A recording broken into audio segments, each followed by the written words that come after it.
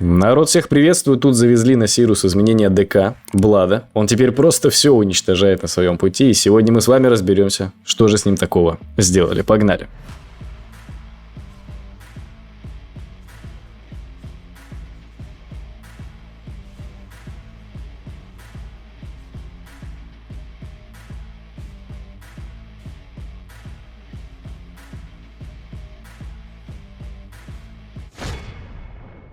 Вообще, это довольно забавно, что на Сирусе решили изменить таланты прямо для Блад ДКшника, но нам это только на руку, потому что стал он гораздо сильнее. Ну, об этом по порядочку. Значит, смотрите, во-первых, нам добавили талант пожинания.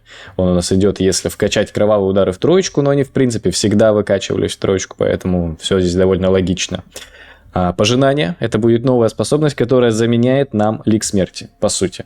Она также требует 40 единиц сил рун, как и лик смерти. Но лик смерти был как бы дальнобойный и урон от магии наносил в основном. А эта же штучка наносит физический урон, плюс она немного АОЕшная. Ну, если там близко противники стоят, но это не так важно. Теперь мы можем спокойно сливать нашу силу рун на физическую атаку. Раньше мы постоянно пытались руническим ударом дамажить, да, и избыток у нас был сил рун, потому что рунический удар прокает далеко не всегда, и остатки приходилось сливать на лик смерти. Больше возможностей никаких не было. Теперь же такая возможность есть. Это пожинание. Плюсом надо мне отметить вам, что релик, который печать Мстительного Сердца, также увеличивает урон от пожинания. Это прикольно. Это прям вообще супер прикольно. Можно один релик теперь носить и на Анхолика, допустим, и на Блада. Это классно. А также пагуба, талант, будет влиять на пожинание, раньше не влиял. И еще немножечко изменили неумолимый рок. Значит, смотрите, теперь, если мы берем его в троечку, то у нас есть 100% шанс на то, что урон от следующего пожинания будет увеличен на 15% при прожатии вскипания крови, либо, что более важно, удар в сердце. Мы когда нажимаем удар в сердце, следующее пожинание на 15% больше урона наносит. Так можно стакать до 3 раз. Соответственно, вы прожали 3 раза удар в сердце, и следующее ваше пожинание будет наносить в 1,5 раза больше урона, чем оно должно наносить. Плюс это также стакается с реликом, и получается на выходе огромное количество дамага. Потому что если мы под истерией, которая тоже, кстати, новая, раньше у нас истерия увеличивала в целом урон от Блад ДК, правильно? Правильно. Теперь же она увеличивает шанс критического удара на 30%. Но при этом время действия истерии на себе можно подливать на 5 секунд при каждом использовании пожинания. Вот это нереально теперь синергирует. Мы можем под истерией бегать практически весь матч, 90% времени. Она восстанавливается 1,5 минуты, висит 20 секунд, но каждое пожинание на 5 секунд продлевает время действия. Это супер дофига. Это супер приятно. Я вот попробовал, и практически full time ты бегаешь под истерией. И по итогу получается, что дамага просто огромное количество. Вы накопили себе силы рун, допустим, практически полную полосочку, да? Прожали истерию, вызвали танцующее руническое оружие, и все. И у вас еще 130 минус 60, правильно? Если я не ошибаюсь.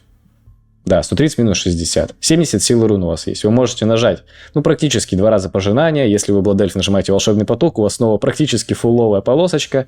И вы так пару раз тыкнули, 3-4 раза, получили свои дополнительные секунды, и потом еще в процессе вашего бурста нажимаете ее 3-4 раза, и у вас истерия получается. Где-то давайте на 30 секунд будет дольше висеть, а это 50 секунд. А восстанавливается на всего 1,5 минуты. То есть, вы понимаете, да, насколько это много урона может быть? И в целом-то и получается. Остальное вроде бы ничего не меняли, насколько я уверен. И в целом вот билдачок у меня вот такой. Мне он максимально нравится. Можно катать Blood Anholic, но мне больше нравится играть с перерождением, чтобы лишний контроль с себя сбивать. И плюс у нас будет кик без затраты сил рун, бесплатный. Вот, ледяные когти в 5, что очень приятно. Поэтому вот, это мой билдачок, я с ним бегаю, мне максимально в нем комфортно. Вам предлагаю тоже попробовать, это будет полный развал башки. Представьте, насколько я фрик и чепух, что все солоки, которые будут сегодня в видосе, да, я бегал без правильных символов на Блад ДК. То есть я про них вообще забыл и бегал тупо с символами Анхоли ДК.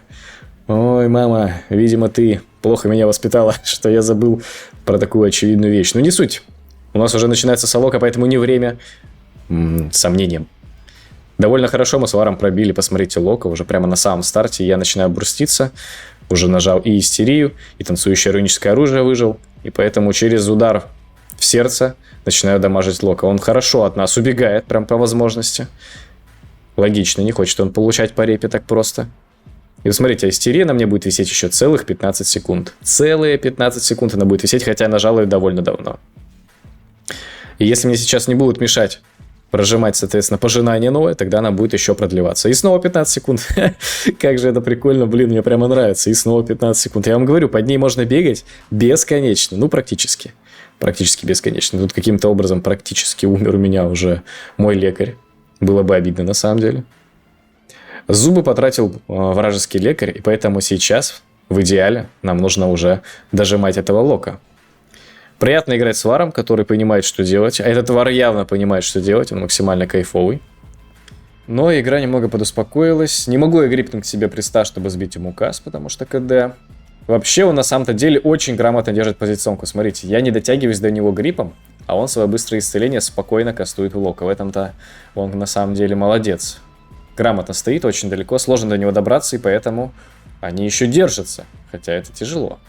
Мы видим, насколько они страдают. И вот у меня уже через пару секунд должно откадешиться снова танцующее руническое оружие, и снова должна откадешиться истерия, что я и делаю, их прожимаю. Прекрасный волшебный поток по обоим оппонентам, и продолжаем. Блин, какой неприятный стан от Лока. Он бы сейчас уже умер, если бы не этот его стан. Ну, пытаются выжить, вы посмотрите, насколько они хотят жить, да, эти жизни, и мы продолжаем их дамажить. Целых 20 секунд истерии у меня еще есть. Время играет на нас. Тут у меня всплыло какое-то окошечко, я помню, мне пришлось его закрывать в моменте, прямо так вот быстро, четко, резко. Но мы типа профессионалы, поэтому играем с вами до победного. Лока остается 15% хп. Я кидаю на него релик антихилищий, и мы, конечно же, под него добиваем Лока. Ну, красиво, посмотрите, а истерия все еще висит. Ну все еще висит, как же это хорошо! Как же мне нравится, сука! Еще 10 секунд целых. Боже мой, боже мой, боже мой, боже мой. В общем... Главное за этим следить в моменте и случайно ее не проебать, скажем так. И тогда она может висеть на вас просто бесконечное количество времени. А урона хватает, как вы видите. Ну, дэмэдж просто колоссальный. Это при том, что весь файт, по сути, дотки мои были, ну, диспейлились так, по возможности. Он, конечно, старался на присте, он очень старался, прист хороший. Вот, но им не хватило, Вар плюс Блад ДК, конечно, жрут. Дай боже, они жрут. Ну а мы с вами летим во вторую каточку. Вторая солока, и против нас Фрост Маг. Он уже взял в меня в таргет. Ну как же неприятно на любом ДК играть против магов, против фростов. Ну постоянные руты, замедления и так далее. Ну мы вообще не двигаемся, блин. Ладно, что я вам рассказываю, и сами все знаете. Ну какой кусок я от него оторвал, просто за одну тычку увидели, да? Я просто его грипнул к себе, и у него уже 30% хп улетело. В этом-то плане, конечно, максимально комфортно.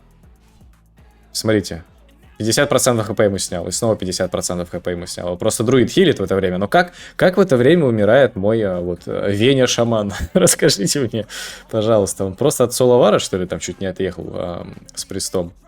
Это было довольно странно. Маг никого не дамажил, он пытался выжить, скажем так.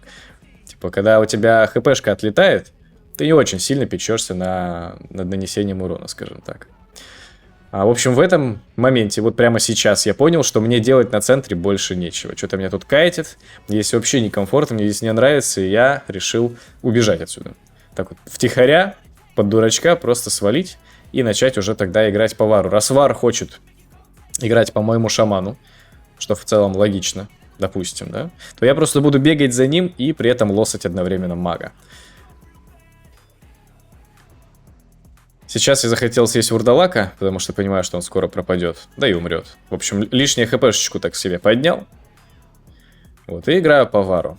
Он как раз слез, соответственно, с моего шамана, и я могу спокойненько так вот с ним 1х1 практически драться. Маг, конечно, по мне стреляет, но урона от него не то чтобы очень много. И я в любой момент практически смогу самозахилиться.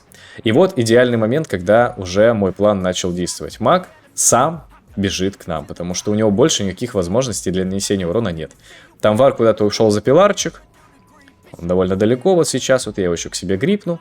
И все, смотрите, маг просто не может подойти. Друид тоже уже вынужден где-то через центр обходить, и они не могут друг друга найти. В этом плане все максимально классно складывается, и практически убиваем вара, у него остается 2000 хп, снова 2000 хп. Ну блин, он нажал, конечно, свой сейвок, очень сильный сейвок он нажал, и немножко не хватило. И релик у меня был не в откате, вот буквально только что он откатился, а так было бы красиво, а? По идее, если бы у меня был, да, свободный релик, мы бы сейчас прямо его уже убивали. Попытался я сбить шип, но у меня все-таки немножко вот не хватило. Чуть-чуть я поздно заметил это дело. Сейчас главное выжить, и тогда мы, по идее, должны эту каточку выиграть. Вот у Приста начинаются проблемы, нужно грипнуть к себе Вара, чтобы он не успел даже дать рывок. Прист убегает, все хорошо. Руты. И... Ну, по идее, выживает. Живи, Прист. Замедляем Вара по максимуму, не даем ему добраться, потому что от него основная сейчас опасность есть. Он может через казнь просто добить. Во время, конечно, Фира, мага добивают. Ну, красиво. Красиво в целом было разыграно. Очень грамотно то, что вот я ушел с центра. Если бы я там остался, мы бы, конечно, эту каточку так не закончили, а был бы другой исход. Но, тем не менее, вы видели все сами. Дамаг у Влада имеется. Напомню, я опять же играю без нужных символов. Символы у меня анхолика. Посмотрите на эти цифры. Блин, прикольно. Ну и третья заключительная солока. Тут мы играем вместе с Локом. Вот такие вот рифмы. Против нас псих по жизни на паладине, Вар и ДЦ Прист. Ну, у них, кстати, нормальный такой стандартный набор. Набор джентльмена удачи. Вар уже полетел на моих тиммейтов, я гриповую к себе, чтобы немножечко снять их такой вот бодрый и серьезный старт. И по возможности сейчас пытаюсь замедлять оппонентов, потому что когда они доберутся до моих тиммейтов, нам будет очень несладко. Вар, кстати, тот же самый, что и с первой нашей катки. То есть этот чувачок знает, что он делает. Поэтому мы уже играем довольно на очке, скажем так, против него. Он прожал сейф, поэтому я основные кнопки пытаюсь как-то сейчас не сжать. Хотя, блин, какая мне разница? Мне что сейф, что не сейф. Я хочу дамажить. Ну вот видите, они вообще меня игнорируют, и мне вот не хватает чисто здесь таланта на удар в сердце, который замедляет. То есть, когда мы нажимаем удар в сердце, противники замедляются там на сколько? На 20, на 30, на 40%, не помню сколько. И вот этого таланта прямо, ну, максимально сейчас не хватает. Вы видите, как от меня все просто дают дёры. Это при том, что я пытаюсь проспамливать оковы, но они диспелятся, и в этом их основная проблема. В этом их основная проблемка. На самом-то деле проблемки и у нас в целом, как у команды возникают, потому что Вара пробить я особо не могу, но вот сейчас подставляется приз, что происходит? Фир! Как замирает, боже мой, как? Как они это сделали? Как? Почему такая победа была резкая? Непонятная. Что? Может он вылетел? Может реально он залагал, как-то вылетел, не знаю. Не знаю, но это была их ошибка, и они поплатились за такой просчет. На самом-то деле, если бы не эта смерть Приста, такая резкая и непонятная, то мы бы, скорее всего, проебали. Но посмотрите, какие куски от Вара отрываются. А ведь он в протике. Вот так вот, народ. Вот так вот. Вот такие вот изменения с Blood ДКшником у нас произошли. Всем спасибо за просмотр. Подписывайтесь на канал, ставьте лайки. Не забывайте про группу в телеграм-канале. Всем удачи. Всем пока. Пробуйте нового Blood ДК.